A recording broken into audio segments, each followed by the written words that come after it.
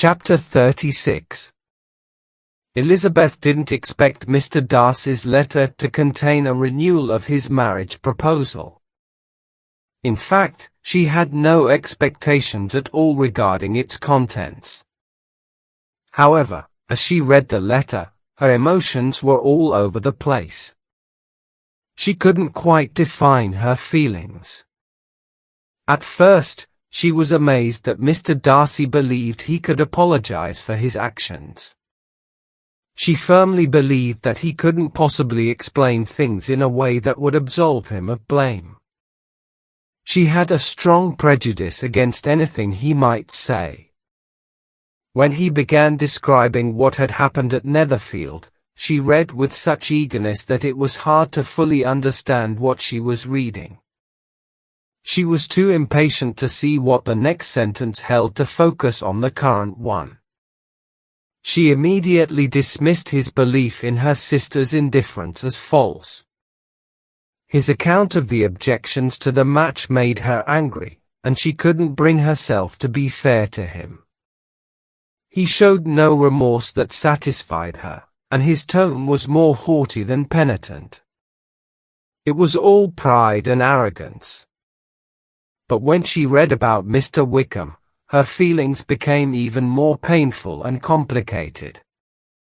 She was astonished, apprehensive, and even horrified. She desperately wanted to believe it was all false, repeatedly exclaiming that it must be untrue. She quickly put the letter away, vowing not to read it again.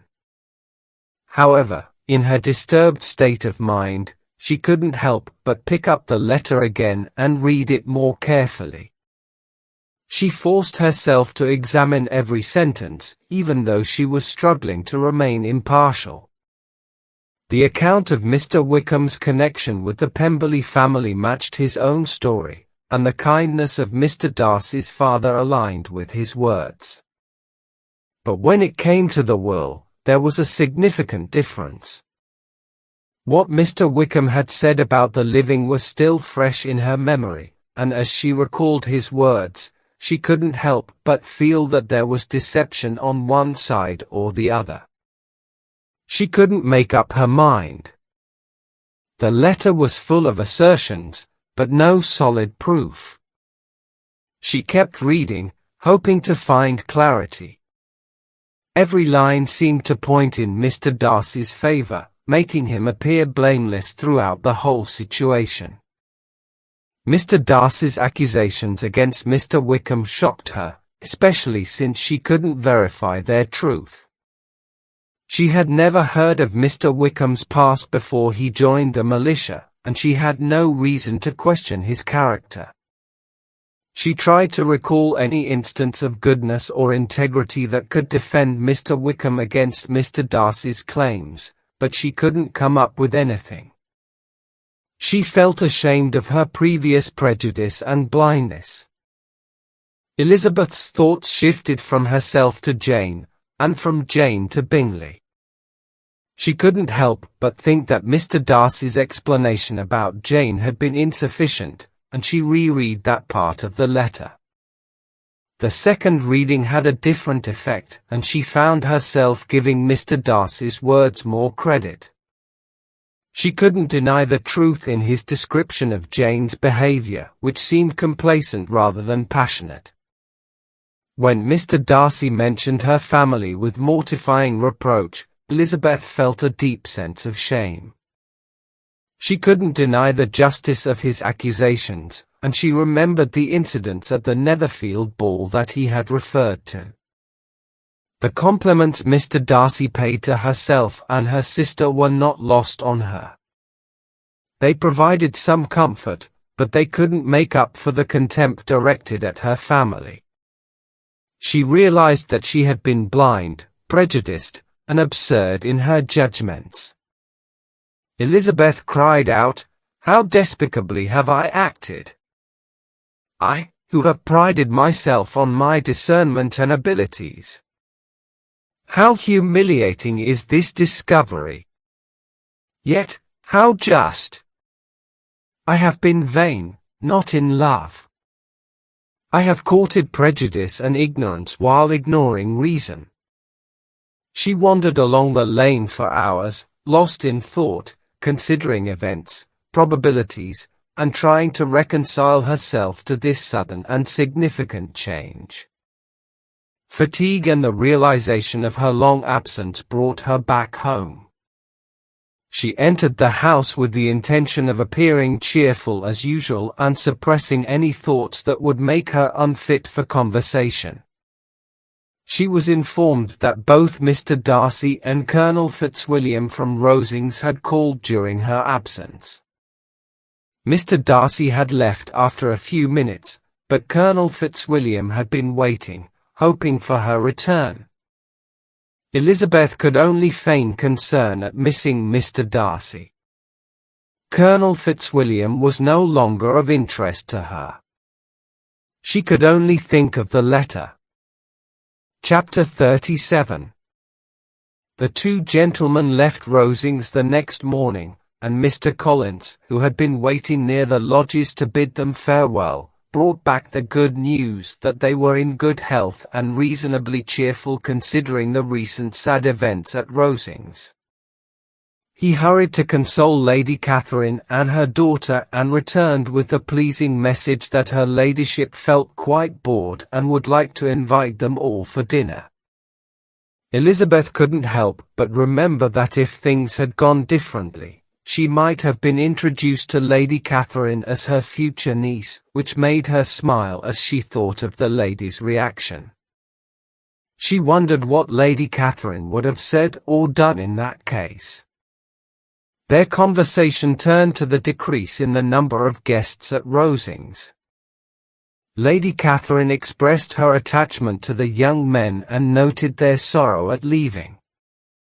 She mentioned that Colonel Fitzwilliam had kept his spirits up until the end, but Mr. Darcy seemed particularly affected this time, even more so than last year. His attachment to Rosings was evidently growing stronger. Mr. Collins took this opportunity to offer a compliment and an allusion, which received smiles from both Lady Catherine and her daughter. After dinner, Lady Catherine noticed that Miss Bennet appeared somewhat downcast and assumed it was because she didn't want to return home so soon. She suggested that Miss Bennet write to her mother to ask for an extension of her stay with Mrs. Collins, but Elizabeth explained that she needed to be in town the following Saturday due to her father's insistence.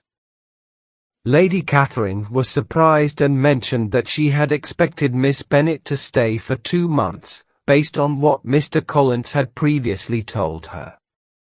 She thought Mrs. Bennet could spare her daughter for another fortnight, but Elizabeth explained that her father needed her back home and had even sent a letter urging her return. Lady Catherine then offered to take one of the Bennet sisters to London with her when she went early in June, and possibly both if the weather allowed. She insisted that young women should not travel alone and should always be properly guarded and attended. She advised Mrs. Collins to send a servant with them and gave detailed instructions on changing horses and mentioning her name at the Bell Inn. Finally, Lady Catherine asked about their travel plans and the conversation continued, with Elizabeth mostly lost in her thoughts. She reflected on Mr. Darcy's letter, which she was gradually committing to memory. Her feelings toward him fluctuated between indignation and compassion, realizing that she had been unfair in her judgment of him.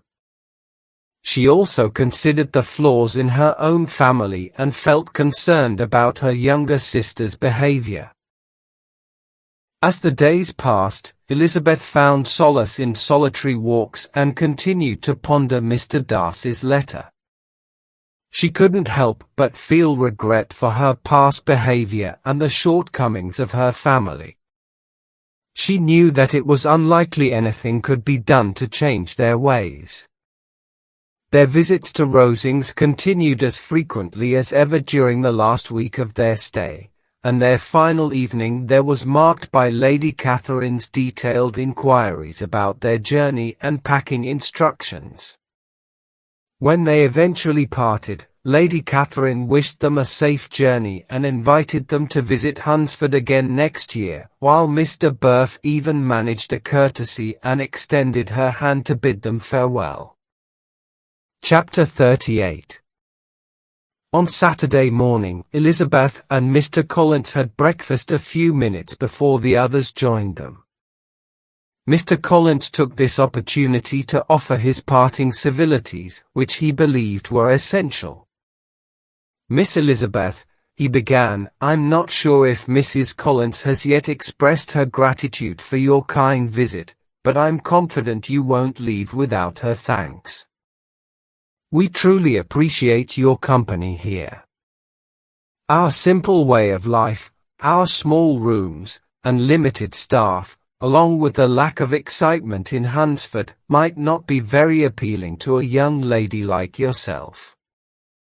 However, please know that we're genuinely thankful for your condescension. We've done our best to ensure your stay wasn't unpleasant." Elizabeth responded warmly with thanks and expressed her happiness during her 6-week visit. She mentioned the joy of spending time with Charlotte and the kind attention she had received. Mr. Collins seemed pleased and replied with a more cheerful tone, "I'm delighted to hear that you've enjoyed your stay. We've certainly done our utmost, and fortunately, we can introduce you to some very distinguished society. Our connection with Rosings provides us with opportunities to add variety to the otherwise modest home scene. I believe you must have found your visit to Hunsford far from dull.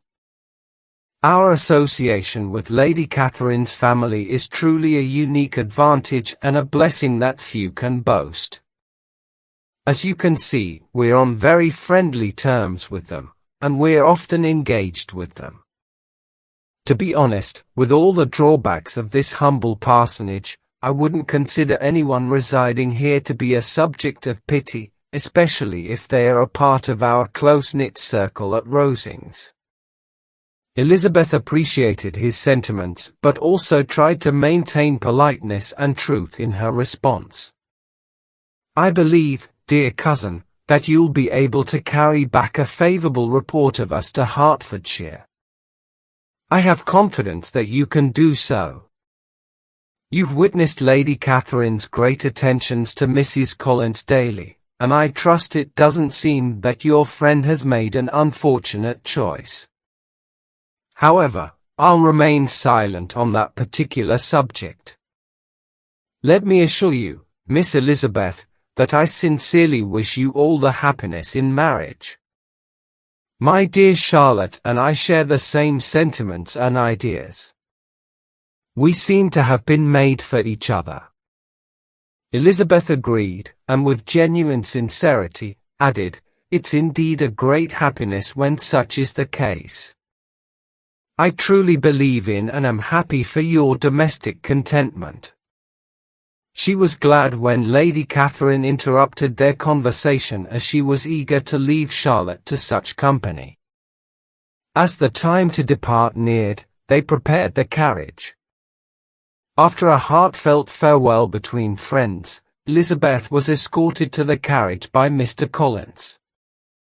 As they walked down the garden, Mr. Collins conveyed his best regards to Elizabeth's family and thanked her for the kindness he had received at Longbourn during the winter. He also extended his compliments to Mr. and Mrs. Gardiner, despite not knowing them personally. As they were about to leave, Mr. Collins suddenly remembered that they had forgotten to leave a message for the ladies at Rosings, which caused some consternation. "But," he added, "you will surely want to convey your respects and gratitude to them for their kindness during your stay." Elizabeth agreed, and the door was allowed to shut as they drove away. Maria broke the silence a few minutes later, exclaiming, "Goodness gracious! It feels like just a day or two since we arrived here, and yet so much has happened. Her companion sighed and replied, "Indeed, a great deal has happened. We dined at Rosings 9 times and had tea there twice. I'll have so much to tell," Elizabeth privately added, "and so much to keep to myself." Their journey continued with little conversation or incident, and they arrived at Mr. Gardner's house within 4 hours. Jane appeared well, and Elizabeth didn't have much opportunity to gauge her sister's spirits due to their busy schedule. However, she looked forward to having more time for observations once they were back at Longbourn. Elizabeth couldn't help but feel a sense of reluctance as she contemplated sharing Mr. Darcy's proposals with Jane. She was tempted by the prospect of astonishing her sister, but feared that once she started, she might reveal something about Bingley that would only further distress Jane. Chapter 39. In the second week of May, the 3 young ladies embarked together from Gracechurch Street on a journey to a town in Hertfordshire. As they approached the designated inn where Mr. Bennet's carriage was to meet them, they spotted Kitty and Lydia eagerly peering out of an upstairs dining room, a sign of the coachman's punctuality. The 2 younger girls had spent over an hour at the inn, enjoying themselves by visiting a nearby milliner, watching the sentry on duty, and preparing a salad and cucumber. Upon their arrival, Kitty and Lydia greeted their sisters with enthusiasm, proudly displaying a table adorned with the typical cold dishes found in an inn's larder. They exclaimed, "Isn't this lovely? What a delightful surprise!" Lydia added, "And we intend to treat all of you, but you'll have to lend us the money since we just spent ours at the shop nearby." Then, showing off their purchases, Lydia continued, "Look here, I bought this bonnet. I don't think it's very pretty, but I thought I might as well buy it. I'll probably take it apart as soon as I get home and see if I can improve it." When her sisters commented on its ugliness, Lydia replied nonchalantly, "Oh, but there were 2 or 3 even uglier ones in the shop. Once I buy some prettier satin to trim it with, I think it will be quite tolerable. Besides, it won't matter much what one wears this summer after the militia from Shire leaves Meryton, and they are departing in a fortnight." "Are they indeed?" exclaimed Elizabeth with great satisfaction. "They're going to be stationed near Brighton, and I truly hope Papa will take us all there for the summer. It would be such a delightful plan, and I don't think it would cost much at all. Mamma would love to go as well. Just imagine what a dreary summer we'll have otherwise." "Yes," thought Elizabeth, "that would indeed be a delightful plan, and it would solve all our problems at once. Goodness! Brighton and an entire camp of soldiers, to us, who were already overwhelmed by a single regiment of militia and the monthly balls in Meryton."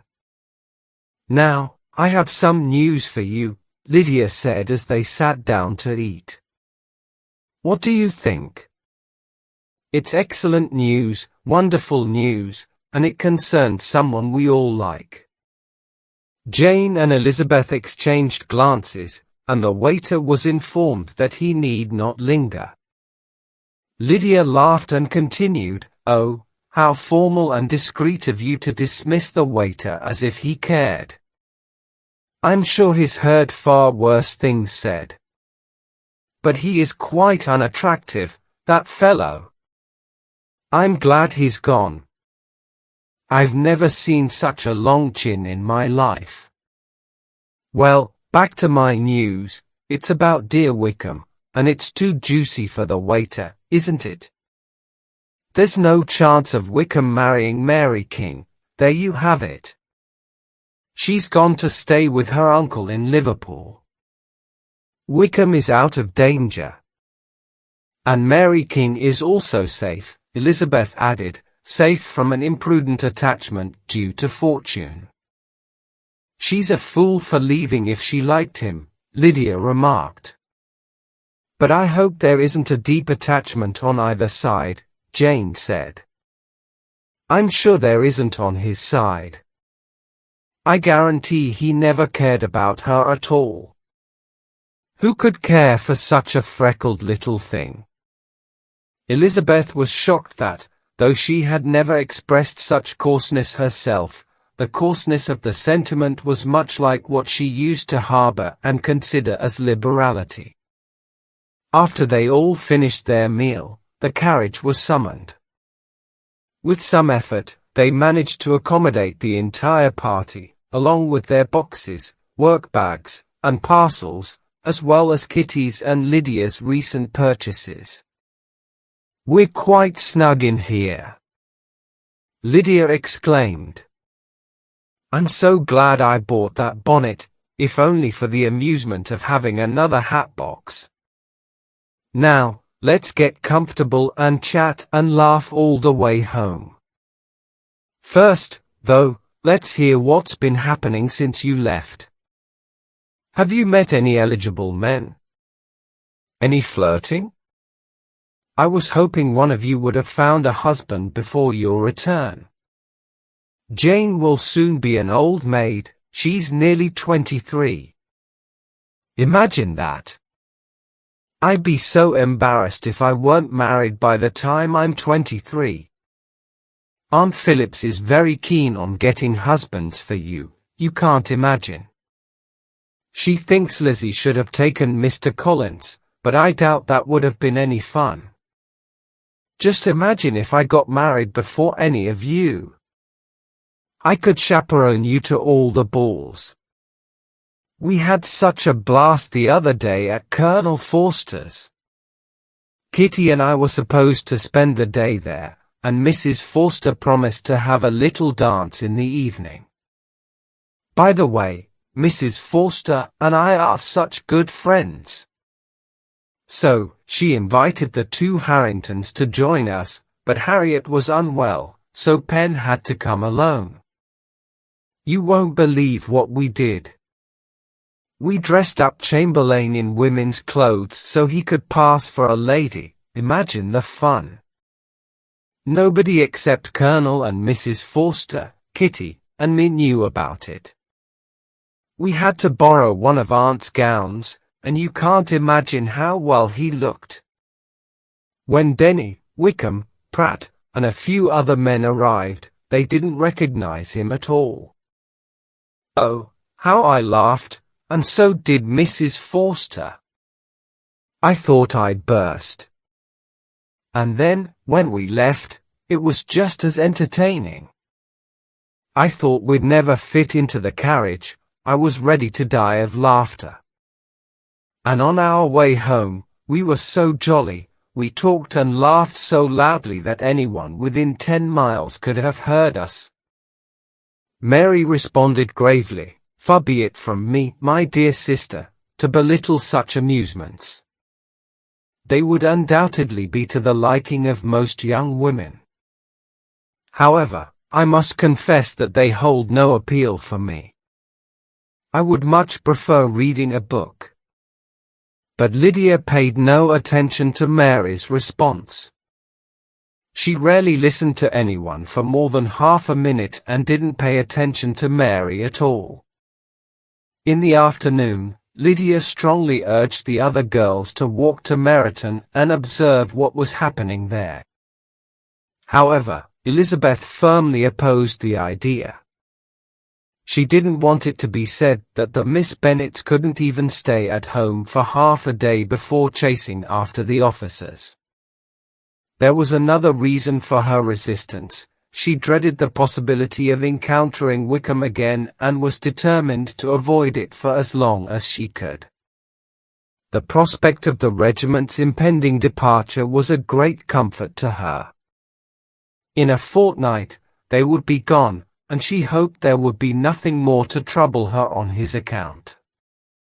Upon returning home, Elizabeth quickly realized that her parents were frequently discussing the Brighton plan, which Lydia had hinted at during their stay at the inn. She could see that her father had no intention of yielding to it, but his responses were vague and ambiguous enough to leave her mother, despite occasional discouragement, with some hope of ultimately succeeding. Chapter 40. Elizabeth couldn't contain her excitement any longer. She had decided to keep the details that involved her sister a secret and wanted to surprise Jane. The next morning, she finally shared with Jane the main parts of her encounter with Mr. Darcy. Jane's initial shock was quickly softened by her sisterly affection for Elizabeth. She found it perfectly natural for Elizabeth to be admired, and her initial surprise gave way to other emotions. She felt sorry that Mr. Darcy had expressed his feelings in such an unappealing manner, but she was even more concerned about how her sister's rejection must have hurt him. Jane said, "He was too confident in his prospects, and that was a mistake. It shouldn't have been so obvious. But imagine how disappointed he must be." Elizabeth replied, "I do feel sorry for him. However, he has other feelings that will probably help him move on from me. But you don't blame me for turning him down, do you?" Jane assured her, "No, not at all." "But do you blame me for speaking so highly of Wickham?" Elizabeth asked. Jane replied, "No, I can't say you were wrong to say what you did. But you'll understand why I said what I did when I tell you what happened the very next day," Elizabeth continued. She then revealed the contents of the letter, especially the parts concerning George Wickham. This news deeply shocked Jane, who would have preferred to believe that such wickedness didn't exist in the world. Even though Mr. Darcy's defense of his friend was appreciated, it couldn't ease her distress. Jane desperately tried to find a way to believe in Wickham's innocence without implicating Mr. Darcy. Elizabeth remarked, "You won't be able to redeem both of them. You have to choose, and you'll have to be satisfied with just one. Their merits are so contradictory. There's just enough goodness between them to make up one decent man." Lately, it seems to shift back and forth. Personally, I'm inclined to believe it's all Mr. Darcy's doing, but you can think what you want. It took some time before Jane could muster a smile. She said, "I can't remember the last time I was so shocked." "Wickham's behavior is truly shocking," Elizabeth added. "It's almost unbelievable. And poor Mr. Darcy. Think of his disappointment. What a letdown. And to know that you held such a low opinion of him as well. And to have to reveal such a thing about his sister. It's truly distressing. I'm sure you must feel it deeply." Jane responded, "Oh, my regret and sympathy are overtaken by seeing how upset you are. I know you'll do him justice, and I'm becoming more and more indifferent. Your concern makes me more cautious, and if you keep lamenting him, my heart will feel as light as a feather." Elizabeth tried to offer more comfort, saying, "Poor Wickham. There's something genuinely good in his countenance, an openness and gentleness in his manner." Jane added, "Clearly, there was a great failure in the upbringing of those two young men. One possesses all the goodness, and the other merely appears to have it." Elizabeth confessed, "I never thought Mr. Darcy lacked the appearance of goodness as much as you did." They continued their conversation until Jane's distress had somewhat subsided. Elizabeth felt relieved after sharing two of her secrets. knowing that Jane would be there to listen whenever she wanted to talk more about them. But there was still something she couldn't reveal yet. Elizabeth understood that only a complete understanding between the parties involved could justify her in disclosing the remaining mystery. She thought, if that highly improbable event ever occurs, I'll simply be able to share what Bingley himself may reveal in a much more pleasant way. I can't disclose it now. The liberty of communication will lose its value. Now settled back at home, Elizabeth had time to observe her sister's true state of mind. Jane was not happy. Her feelings for Bingley remained strong. Being her first love and given her disposition, she held on to this affection with the fervor of a first attachment. Jane's maturity and sense usually made her more steadfast than most people in their first romances. She valued his memory greatly and preferred him over any other man, so much so that it took all her good sense and consideration for her friends to keep her from indulging in regrets that could harm her health and their tranquility. Mrs. Bennet asked Elizabeth for her opinion on Jane's situation one day. Elizabeth replied that she would never bring up the topic again. She had even told her sister Phillips that she wouldn't discuss it anymore. However, she couldn't determine whether Jane had seen Bingley in London. Elizabeth thought, he probably won't return to Netherfield. Mrs. Bennet said, he can choose to do as he pleases. Nobody is eager for him to come back. I'll always say that he treated my daughter very poorly. If I were her, I wouldn't have put up with it. My comfort is that Jane will die of a broken heart, and then he'll regret what he's done. But Elizabeth couldn't find comfort in such expectations and remained silent. Mrs. Bennet continued, so, how are the Collinses doing? Are they living comfortably? Elizabeth replied, yes, quite comfortably. Mrs. Bennet inquired further, how do they manage their household? Charlotte is an excellent manager, I assume. If she's half as clever as her mother, she's thrifty enough. I suppose they don't spend extravagantly. Elizabeth confirmed, no, not at all. It seems they manage their money wisely. That's good. I hope it lasts. Do they talk about inheriting Longbourn after your father passes away? I'm sure they consider it their own, especially when that happens. Elizabeth replied, it's a topic they can't discuss in my presence. Mrs. Bennet remarked, I'm sure they discuss it privately. If they can be content with an estate that isn't legally theirs, all the better. I'd be ashamed to inherit something that was only entailed to me.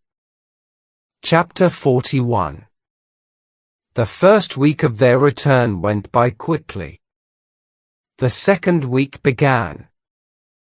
It marked the final days of the regiment's stay in Meryton, and all the young ladies in the neighborhood were feeling down. Their spirits were at an all-time low. The older Miss Bennets, however, continued to go about their usual routines, eating, drinking, sleeping, seemingly unaffected by the impending departure of the regiment. Kitty and Lydia, on the other hand, couldn't understand how their sisters could be so insensitive. What on earth will become of us? What should we do? They often exclaimed in their misery. Lizzie, why are you smiling? Their affectionate mother shared in their grief, recalling the hardships she had endured during a similar occasion 25 years ago. I'm certain, she said, I cried for 2 whole days when Colonel Miller's regiment left. I thought I would break my heart. I'm sure I will break mine, said Lydia. If only we could go to Brighton," Mrs. Bennet remarked. "Oh yes, if only we could go to Brighton. But your father is so disagreeable. A little sea bathing would do wonders for me. And my Aunt Phillips is convinced it would be beneficial for me too," added Kitty. These were the kinds of laments that echoed through Longbourn House constantly.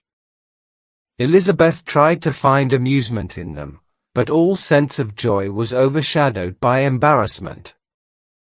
She now understood the validity of Mr. Darcy's objections, and for the first time, she felt inclined to forgive his interference in his friend's affairs. However, Lydia's gloomy prospects suddenly took a turn for the better when she received an invitation from Mrs. Forster, the wife of the regiment's colonel, to accompany her to Brighton. Mrs. Forster was a very young woman who had recently married. She and Lydia had become close friends due to their similar good humor and high spirits during their 3-month acquaintance. The joy that Lydia felt on this occasion, her admiration for Mrs. Forster, Mrs. Bennet's delight, and Kitty's frustration were beyond description. Lydia, in her ecstatic state, ran around the house, seeking congratulations from everyone, laughing and talking more energetically than ever. Meanwhile, poor Kitty sat in the parlor, resenting her fate with unreasonable complaints, her accent full of peevishness. "I cannot understand why Mrs. Forster invited me and not Lydia," Kitty said. "Though I am not her close friend, I have just as much right to be invited as she does, and even more, as I am 2 years older." Despite Elizabeth's attempts to reason with her and Jane's efforts to calm her down, Kitty remained dissatisfied. As for Elizabeth, she found Lydia's invitation to be a potential disaster, given the recent events. Secretly, she advised her father not to allow Lydia to go. She pointed out all the improprieties in Lydia's behavior and the potential for further misconduct in Brighton, where temptations were greater than at home. Her father listened attentively and replied, "Lydia will never be content until she exposes herself in public, and we cannot expect her to do it with as little trouble and inconvenience to the family as under the current circumstances. If you were aware of the great harm that Lydia's unguarded and imprudent behavior has already caused and will continue to cause, I believe you would see this matter differently." "Already caused?" Mr. Bennet repeated. "Has she scared away some of your suitors?" "Poor little Lizzie! But do not be disheartened. Young men who cannot tolerate a little foolishness are not worth your concern. Come, let me see the list of the pitiful fellows who have been discouraged by Lydia's foolishness." "You are mistaken," Elizabeth replied. "I have no such grievances to address. I am not concerned about personal injuries. I am worried about general problems that affect us all. Our reputation and respectability in society are at stake because of Lydia's reckless and unrestrained behavior. If you, my dear father, do not make an effort to curb her excessive spirits and teach her that her current pursuits should not be the focus of her life, she will soon become beyond correction. Her character will be established, and at the age of 16, she will be the most determined flirt, bringing ridicule upon herself and our family. A flirt of the worst kind, with no charm beyond youth and an acceptable appearance, and because of her ignorance and shallowness, completely unable to avoid the universal contempt that her desire for admiration will provoke. Kitty, unfortunately, is also caught in this danger. She will follow wherever Lydia leads. Vain, ignorant, idle, and completely uncontrolled. Oh, my dear father, can you imagine that they will not be criticized and looked down upon wherever they go? Their sisters will be embarrassed by their disgrace. Mr. Bennet saw that Elizabeth was deeply invested in this issue. He affectionately took her hand and said in response, "Do not worry, my love. Wherever you and Jane are known, you will be respected and valued. You will not appear less worthy because of your 3 rather silly sisters. We will have no peace at Longbourn if Lydia doesn't go to Brighton. Let her go. Colonel Forster is a sensible man and will keep her out of any real trouble. She is also fortunate enough to be too poor to be of interest to anyone. In Brighton, she will be of less importance as a common flirt than she was here. The officers there will find women more worthy of their attention. Let us hope that her time in Brighton will teach her about her own insignificance. In any case, she cannot become much worse without justifying us locking her up for the rest of her life." Elizabeth had to accept this answer, even though her own opinion remained unchanged.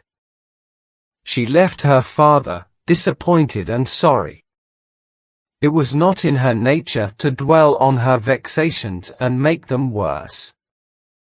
She was confident that she had done her duty, and she did not want to worry about unavoidable problems or increase them through anxiety.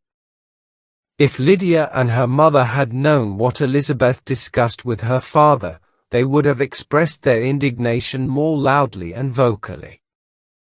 In Lydia's imagination, a visit to Brighton promised the highest possible happiness. She envisioned the streets of the lively seaside town filled with officers. She imagined herself the center of attention, unknown to the dozens and scores of officers who would undoubtedly become enamored with her. She envisioned all the glamour of the military camp, with neatly arranged tents, bustling with young and lively people, adorned in red uniforms. And to complete the scene, she saw herself sitting under a tent, flirtatiously engaged with at least 6 officers at once. If Lydia had known that her sister was trying to keep her away from such prospects and realities, she would have been devastated. Only her mother might have understood her feelings to some extent. Lydia's trip to Brighton was the only consolation for her, given her husband's apparent lack of intention to visit there himself. However, Lydia and her mother remained oblivious to the conversation between Elizabeth and her father, and their joy continued unabated until Lydia left home on the very last day of the regiment's stay in Immersion. Elizabeth was about to see Mr. Wickham for the last time. She had spent time with him since her return, and her initial agitation had mostly dissipated. Her former partiality for him had faded away. She had even started to notice a certain affectation and sameness in his character that annoyed her. Moreover, she was displeased with his recent behavior toward her, especially his attempt to revive the attentions he had shown her at the beginning of their acquaintance. Given recent events, this only provoked her further. On the regiment's final day in Immersion, Mr. Wickham dined at Longbourn with some of the other officers. Elizabeth was in no mood to part from him on good terms, and when he inquired about her time in Hunsford, she mentioned Colonel Fitzwilliam and Mr. Darcy, both of whom had spent 3 weeks at Rosings. She asked if he knew Colonel Fitzwilliam. He appeared surprised, displeased, and alarmed. After a moment of reflection and a forced smile, he replied that he had indeed met him before. He then asked how she had liked him. Elizabeth gave a warm reply in his favor. But Wickham, with a look that did not escape her notice, asked further.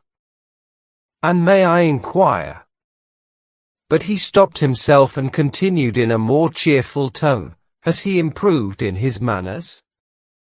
Has he become more polite? I can't help but wonder, he said, lowering his voice to a more serious tone, if he has improved in essential qualities.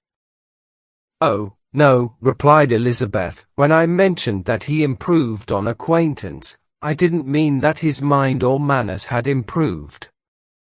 It's just that, getting to know him better, I have come to understand his true character. Wickham's alarm was evident in his flushed face and agitated expression. He was silent for a moment, then shook off his embarrassment and turned to Elizabeth with a gentler tone. You, who know my feelings towards Mr. Darcy so well, will understand how relieved I am that he has the wisdom to at least pretend to be righteous. His pride, in that regard, may serve a purpose, not just for himself but for others as well, by discouraging him from the misconduct that I have personally suffered from. However, I fear that this cautiousness you mentioned is only for show when he visits his aunt, whose opinion he greatly values.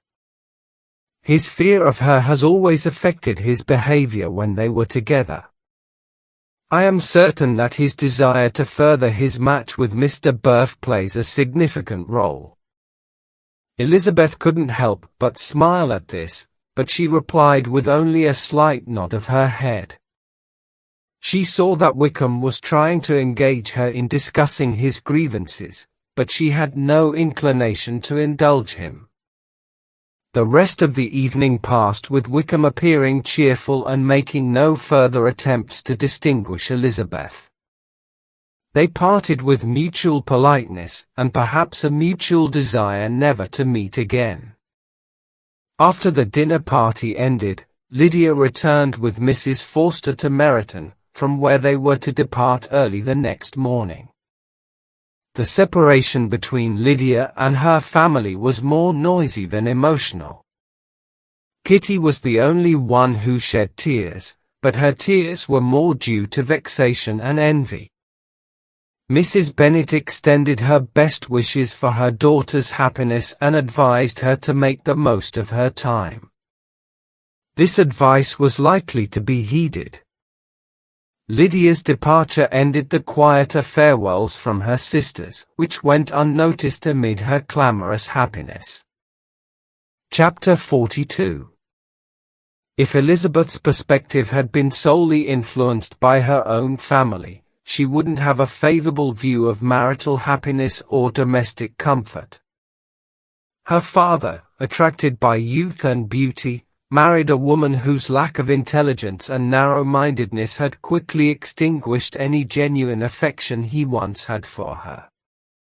Respect, esteem, and confidence had all vanished, shattering his hopes of domestic bliss.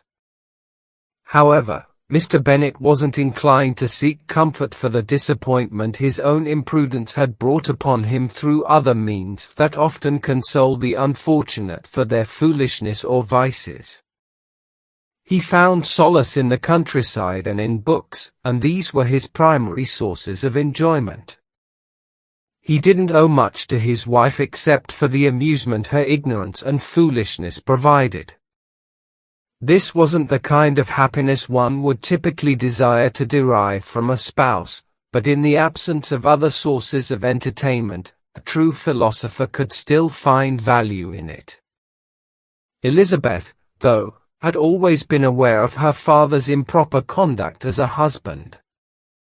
She had observed it with pain, but she respected his abilities and appreciated his affection towards her.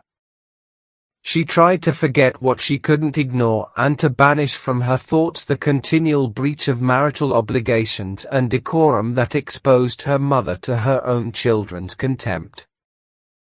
However, she now keenly felt the disadvantages faced by the children of such an unsuitable marriage, as well as the consequences of a misdirected use of talents. These talents, if properly employed, might have at least preserved the respectability of his daughters, even if they couldn't expand their mother's mind. After rejoicing over Wickham's departure, Elizabeth found little else to be satisfied with regarding the loss of the regiment. Their social gatherings were less varied than before, and at home, her mother and Kitty's constant complaints about the dullness of everything around them cast a gloom over the domestic atmosphere. Although Kitty might eventually regain her natural sensibility now that the sources of her agitation were removed, her other sister, who posed a greater risk, was likely to become even more foolish and self-assured, given her exposure to the temptations of a resort town and a military camp. Elizabeth, therefore, realized that her eagerly anticipated event had not brought her the satisfaction she had hoped for. She needed to find another period for the commencement of actual happiness, something else to look forward to and hope for, to console herself in the present and prepare for another potential disappointment. Her upcoming trip to the lakes became the focus of her happier thoughts and the best remedy for the uncomfortable moments created by her mother and Kitty's discontentment. If only Jane could be part of the plan, it would be perfect. However, fate had different plans. A letter arrived from Mrs. Gardiner, announcing that their northern tour would be delayed and shortened. Mr. Gardiner's business commitments would force him to postpone the trip by a fortnight, and they had to be back in London within a month. This left insufficient time for their original plans, so they had to give up the idea of visiting the lakes and instead opt for a more limited tour, which would take them no farther north than Derbyshire. This change of plans was a disappointment for Elizabeth, who had set her heart on seeing the lakes.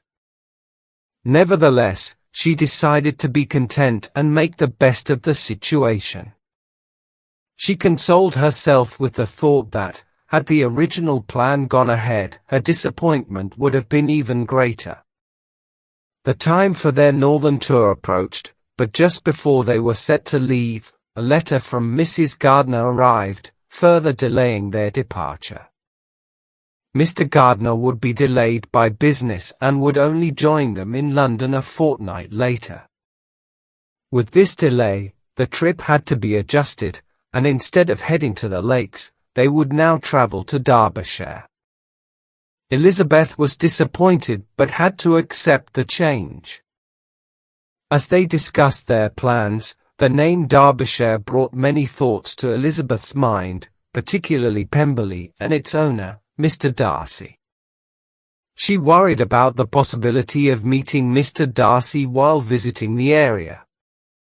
Her aunt suggested they visit Pemberley, but Elizabeth pretended to be disinterested, fearing the awkwardness of such a meeting. She suggested she was tired of grand houses and fine furnishings. Her aunt scolded her for her lack of enthusiasm, but Elizabeth stood her ground. Later that night, Elizabeth asked the chambermaid about Pemberley and its owner, and she learned that Pemberley was nearby. She couldn't help but wonder about the possibility of encountering Mr. Darcy. The time came for their trip to Derbyshire, with the Gardiner family accompanying Elizabeth. They planned to visit the little town of Lambton, where Mrs. Gardiner used to live, and learned that Pemberley was situated nearby. Elizabeth was conflicted about visiting Pemberley, fearing she might run into Mr. Darcy. She discreetly inquired about the Darcy family's plans for the summer and was relieved to hear they were not in residence. She reluctantly agreed to visit Pemberley, and they set off on their journey.